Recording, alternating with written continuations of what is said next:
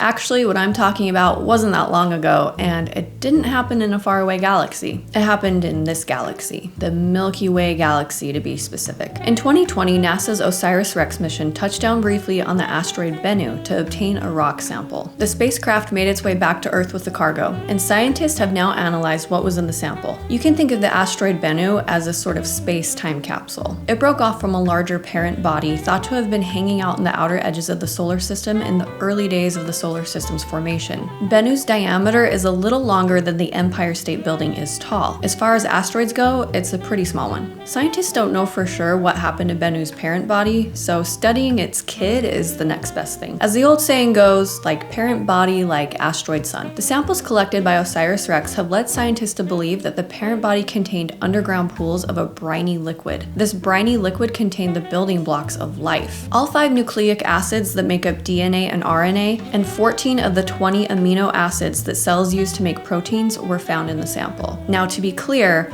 this does not mean that life actually formed. Along with the correct components, a planet also needs the right conditions. Maybe the parent body in this case wasn't exposed to the right temperatures, or maybe the pH level was off. Think of it like making a batch of cookies. You mix up all the right ingredients, but maybe you never actually turn on the oven. But one can argue that the cookie dough is the best part anyway. Cookie!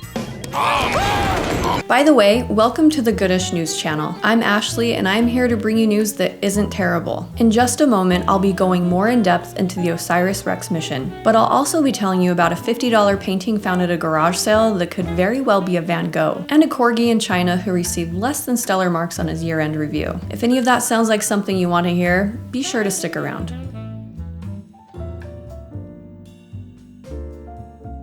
The Osiris Rex mission launched in 2016 and arrived at the asteroid Bennu 2 years later. For the next 2 years, the spacecraft mapped the surface of the asteroid, and the mission team searched for a safe place for the craft to land. Bennu had a lot of obstacles that made a safe landing pretty complicated. Finally, in 2020, Osiris Rex made contact with the asteroid using a touch-and-go method. A lot was learned about Bennu from this brief encounter. It was expected that the asteroid would have a pretty compact surface, but when the spacecraft touched down, it began sinking much deeper than scientists had anticipated. This is because the asteroid doesn't have a lot of gravity to hold it together. The dust and rock particles have a lot of space between them, so when a force is acted upon it, instead of compacting together, the particles just sort of spread out. Think of it like a dirtier version of a ball pit. Actually, the asteroid is probably cleaner than any ball pit on Earth. Anyway, when Osiris touched down on the surface, it sank about 30 inches before its thrusters kicked in, saving it from being swallowed entirely. The spacecraft used a burst of nitrogen gas upon touchdown to propel material into its sample collection device. The team expected a nominal amount of dust to be kicked up by this, but now they estimate that about 6 tons of rock were displaced by the blast. Over the next 3 years, Osiris Rex spent some more time mapping the surface of Bennu,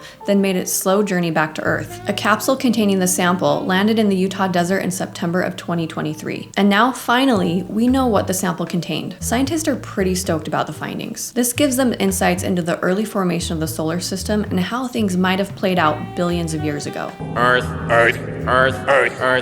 yep, Earth. Imagine rummaging through a garage sale in the Midwest and stumbling upon a painting by one of the most famous painters of all time. An antiques collector came across just such a thing in Minnesota when they discovered an unknown portrait painted by none other than Vincent Van Gogh. They snagged it for $50. Where'd you get that?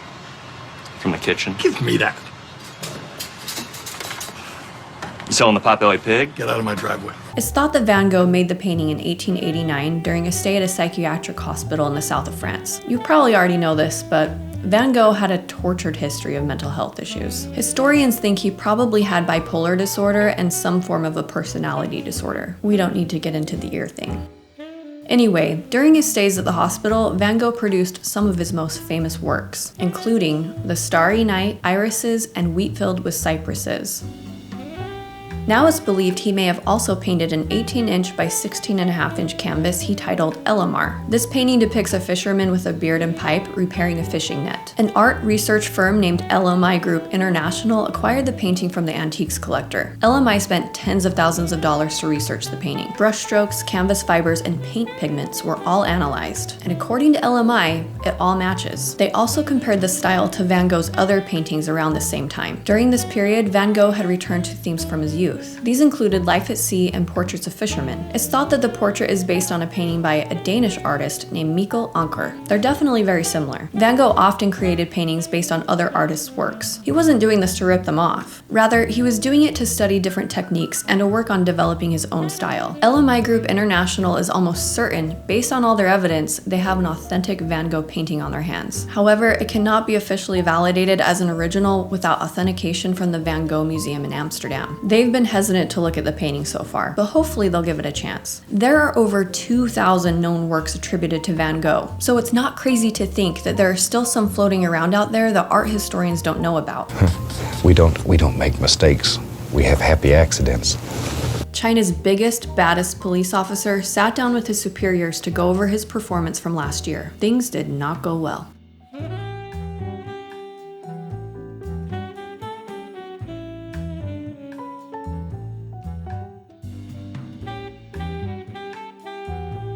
Fuzai was found to have fallen asleep on the job, gave his coworkers attitude, and was guilty of tinkling in his own water bowl. Look, it could happen to any of us. Unfortunately, his year-end bonus was withheld. Despite the poor review, Fuzai is a very good boy. The 16-month-old corgi joined the police force last year as a certified explosives detection dog. He can be seen patrolling malls and festivals, making sure everything is up to snuff. Chinese police aren't exactly known for their calm and forgiving demeanor. In an effort to soften their image and appear more approachable to Chinese citizens, the station has utilized Fuzai's cuteness through their social media. The campaign has been pretty effective so far. Fuzai has a big fan base and the public have rallied around the four-legged officer. You probably don't think of corgis as the go-to police dog. The German Shepherd or Belgian Malinois are usually known for sporting the canine badge. They're extremely smart, loyal, and strong. While not a common choice for police departments, corgis do have their own strengths. They have a strong sense of smell and have the ability to get into tight spaces. Corgis were originally bred as herding dogs and were also used to get rid of rats, mice, and other vermin. The breed originated in Wales thousands of years ago. It was a good herding dog because its short legs saved it from getting kicked in the head. I guess we all have our strengths. Queen Elizabeth was famously a fan of corgis. Her first corgi was a little tyrant named Dookie. While not intentional, the name was pretty spot on. I know that this picture doesn't look like it, but Dookie was horribly behaved and was well known for biting visitors. Elizabeth's father bought the dog when she was 7 years old. Throughout the rest of her life, Queen Elizabeth owned and bred corgis. However, she never sold any of the dogs she bred. She either kept them or gave them to breeders, family, or close friends. Along with the inseparable bond that she had with her own dogs, the Queen felt they helped her understand people better and helped her form friendships with fellow dog enthusiasts. The Queen's love of the corgi popularized the brand around the world. When you have an image problem like the police in China, I'd say hiring on one of the cutest and most popular dog breeds is a pretty good call.